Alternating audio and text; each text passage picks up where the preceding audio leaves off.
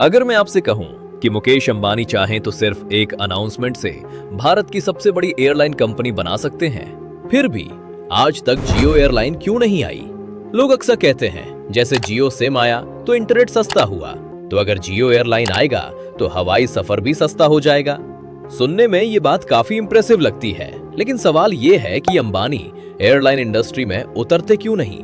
ये कहानी सिर्फ पैसों की नहीं है, ये कहानी है एक ऐसे बिजनेस की जहां बड़े से बड़े दिमाग भी गलतियां कर चुके हैं।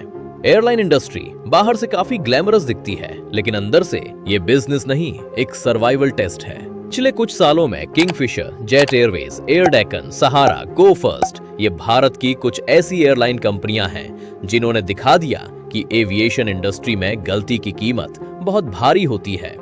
नाम बड़े थे, ड्रीम्स बड़े थे, लेकिन एंड में प्लेन्स ग्राउंडेड, ऑफिसेज बंद और एम्प्लॉइज बेरोजगार। यहाँ सिर्फ कंपनीज नहीं गिरती, बल्कि पूरी जिंदगी ही डगमगा जाती है।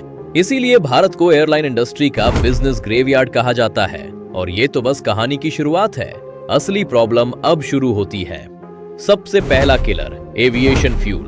भारत में एविएशन फ्यूल पर 30 से 40% तक टैक्स लगता है, मतलब प्लेन उड़ने से पहले ही प्रॉफिट जलना शुरू हो जाता है।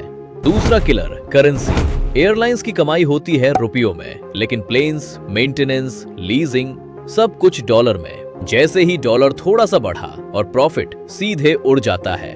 और यही से एक खतरनाक सच सामने आता है, भारत में एयरलाइन चलाना बिजनेस नहीं, बल्कि एक तरीके से बेटिंग बन जाता है। अब यहाँ अंबानी माइंडसेट समझिए। मुकेश अंबानी रिस्क लेते हैं, लेकिन वही रिस्क जहाँ कंट्रोल उनके हाथ में हो। टेलीकॉम, उनका नेटवर्क, उनके टावर्स, रिटेल, उनका सप्लाई चेन, उनके स्टोर्स, उनका डेटा। लेकिन एयरलाइन में फ्यूल कंट्रोल नहीं, वेदर कंट्रोल नहीं, गवर्नमेंट पॉलिसी कंट्रोल नहीं, ग्लोबल ऑयल प्राइस कंट्रोल नहीं। यानी गेम अंबानी जी के हाथ में नहीं। और मुकेश अंबानी वो गेम कभी नहीं खेलते जहां डाइस किसी और के हाथ में हो। इसीलिए अंबानी जी एयरलाइंस के पैसेंजर बनते हैं, ओनर नहीं। अब आखिरी सवाल, क्या फ्यूचर में जियो एयरलाइन आ सकती है?